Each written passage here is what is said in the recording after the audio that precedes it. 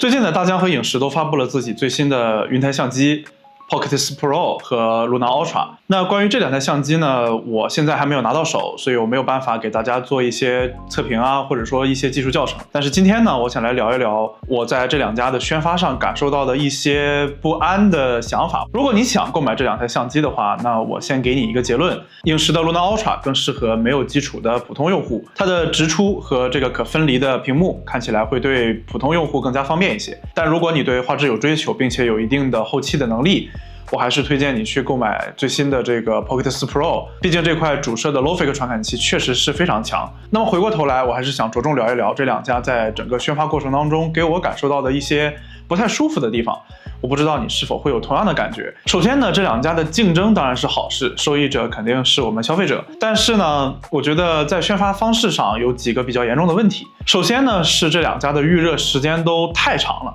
而且呢，在前期就找了一些不太知名的小博主去做一些明顯是通稿的內容。过去呢，數碼產品的新品發布邏輯呢，一般都是集中去攢一個爆點，僅僅呢去做一些預告來勾起你的好奇心，然後把所有的爆點都集中到一期發布會上。而這兩家這次把預熱週期拉長的這種行為呢，我覺得很大程度上至少影響了我個人對這台機器的期待。所以這整個等待的過程呢，就變成了一邊被官方勾起好奇心，而一邊呢好奇心又不斷的被這些爆料者消磨殆盡。所以這次這兩家的新品發布不是制造期待，而變成了消耗期待。而隨之而來的第二個問題呢，就是這些小博主的稿件都太過雷同，非常有通稿的嫌疑，甚至我在外網看到了一些連標題都非常類似的文案，所以我不清楚是他們互相有抄襲呢，還是官方的介入比較強。但是呢，當一大堆的賬號都用非常類似的文案、類似的節奏去爆料着類似的內容的時候，觀眾的情緒就被這些話術反覆的左右，反而呢會消耗你對這個品牌的信任。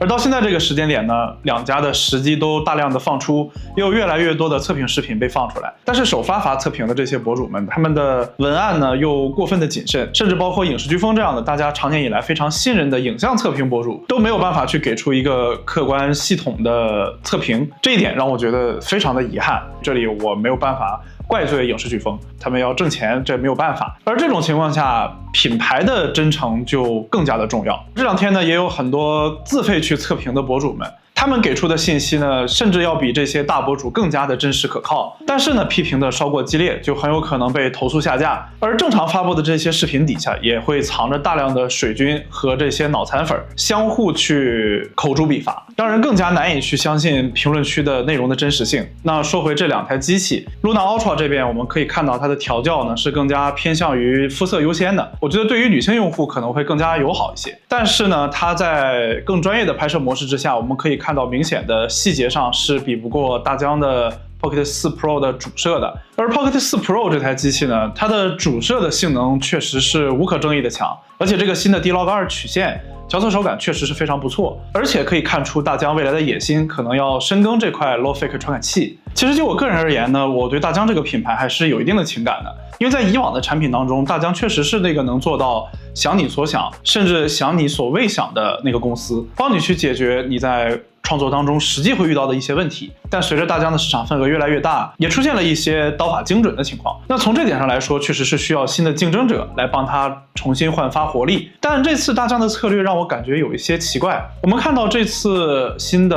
Pocket 4 Pro 這台機器，它的主攝和長焦之間有明顯的割裂感，看起來就感覺這個產品就是專門為了打競爭對手的配置而設計出來的，而不是為了客戶的真正需要所設計出來的。我覺得這是一種很危險的傾向。當一家公司它的着眼點都在競爭對手，而不是真的它的客戶、它的利基市場的時候，很有可能就會出現一些難以預料的風險。它的產品設計也有可能越來越偏離客戶的需要。對我而言，我覺得大疆應該採取的策略是讓 Pocket 4這台機器更加的易用，更加的方便直出，而讓 Pocket 4 Pro 這台機器更加的專業。不然為什麼要叫 Pro 呢？而不應該像現在這樣，僅僅是出於對競爭對手的恐懼，而拿出一個半成品來糊弄市場。而這兩家在宣發過程當中，也都明顯使用了一些過分專業的詞彙來忽悠這些普通的用戶們。例如說大疆的17檔動態範圍，例如說徠卡的調教和杜比世界的支出。我希望这2家公司能够更加认真的对待消费者，能够更加信任消费者。有烂片的出现，一定不是因为有更多的烂观众。